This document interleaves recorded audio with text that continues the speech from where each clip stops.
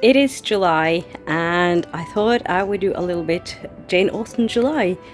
Not that I normally take part in it because I kind of forget it, but I just thought that I would do it this year because I have been craving reading something that is Jane Austen related. I am a big Jane Austen fan. You should know this if you follow me on this channel. And I absolutely love reading about her and the time she lived in and her works. For Jane Austen July, I have picked up this biography called Jane Austen at Home. It's written by Lucy Worsley, and if you don't know who Lucy Worsley is, she is a historian. She's done a lot of documentaries for, among other things, BBC, and she is a brilliant storyteller, so I'm very excited to read this biography by Jane Austen biography by Lucy Worsley that she has written about Jane Austen, because I also know that Lucy Worsley herself is a Jane Austen fan. So I'm very excited to be reading this. I've had it on my shelf for a little while, a couple of years, 3 years, 4 years, I don't remember exactly how long, but I've been meaning to read this for a good while, and I am finally getting around to doing that.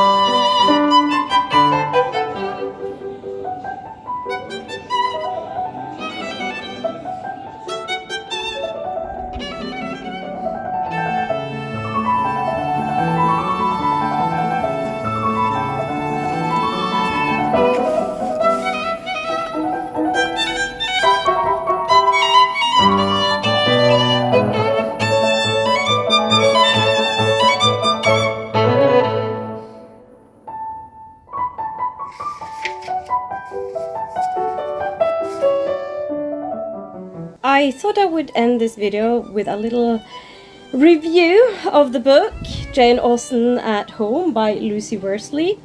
And as I said earlier, Lucy Worsley is a historian, and she's also a very good storyteller. When she is on TV and tells stories, it's very clear that she knows her stuff. And it's also very clear that she's a Janeite, a Jane Austen fan, because her knowledge of Jane Austen is really, really good. And being a historian, it's also very clear that she not only had the knowledge, but she refers to other works as well.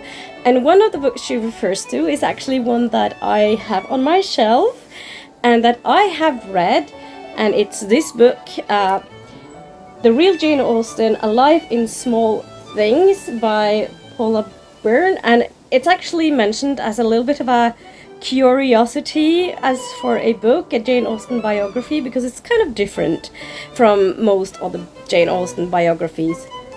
And it's very clear that she delves deep into Jane Austen's life and her family and her works. So she talks about Jane Austen's works in the view of how her own life reflects on her works, which I found super interesting. And after having read this book and rereading Persuasion, which I did actually after reading this book, because it's been a while since I read it now, I actually were going through my files and realized I hadn't made the ending for this video. So that's what I'm doing now. Even though it's a little bit of a while since I actually read the book and did the reading vlog thing, or did the footage for the vlog part of the video. But this part is kind of separate in a way because I'm making a review. But enough about that. But it is very clear that after reading Persuasion that I did after, it's very clear to me, and I kind of have a more in-depth story, or I understand the book in another type of way, if I can say that. Of course, I could now go into talk about the hermeneutic circle. Is that what you say in English? Hermeneutisk cirkel is the Norwegian word for it. And how you, when you work, read a work or something, or delve into something for the first time, you read it with the baggage that you have, and then you might reread it, and you not only have the thoughts that you've made the first time, but you might have acquired new knowledge about things. And after having required more knowledge, like I did after reading this book, I could see the work in a different kind of view, and kind of have another understanding of it. And I feel like I could see how Jane Austen's own life is kind of reflected in Persuasion. And that is great, in my opinion.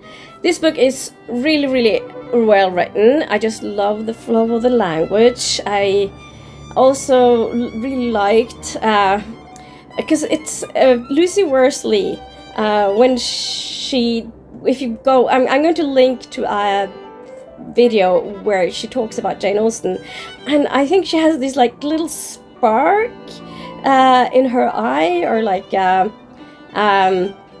at least in Norwegian we say glimt i øyet. So it's a little little spark in her eye, a little she's a little bit cheeky at times, and has a good sense of humor, and it's mirrored in this book. And that fits so well with Jane Austen, because Jane Austen also is known for her wit. She was a very witty person. I don't know if you read Northanger Abbey, but Northanger Abbey was actually the first book that Jane Austen wrote, and it's such a whimsical, that's part of the reason why it's one of my favorite Jane Austen works, because it's such a whimsical, fun read, and it's very ironic and that mirrors Jane Austen as well, because Jane Austen was this witty person, and she used like irony, and she could be quite sarcastic at times. And having that knowledge of Jane Austen is just, yeah, it's just like a treasure in a way for me. So I absolutely love this book, and I love reading about Jane Austen. I love reading Jane Austen's works. So I'm looking forward to pick up another book by Jane Austen. I am probably going to read Sense and Sensibility next, and I might make a reading vlog for that as well. It might take a while before that's out, but hey, that's how it is. But if you're going to read one Jane Austen biography, I would highly recommend reading this, because this is a gem. This is truly a gem, and I had such a good time reading it. So that is actually going to be the end of this video. I hope you enjoyed it. Please give it a thumbs up and subscribe to my channel if you're not already subscribed. Have you read any Jane Austen? Let me know in the comments. Tell me about your thoughts about Jane Austen. Do you like her? What's your favorite Jane Austen work? Do tell me, because I'd love to know. And also, if you manage to get to this end of the video, please leave a rose in the comment box. And if you're not leaving anything else of a comment, I would highly appreciate you do a pile of a book and a rose as well. So that's it for now, and until my next video, well, I will see you then. Bye.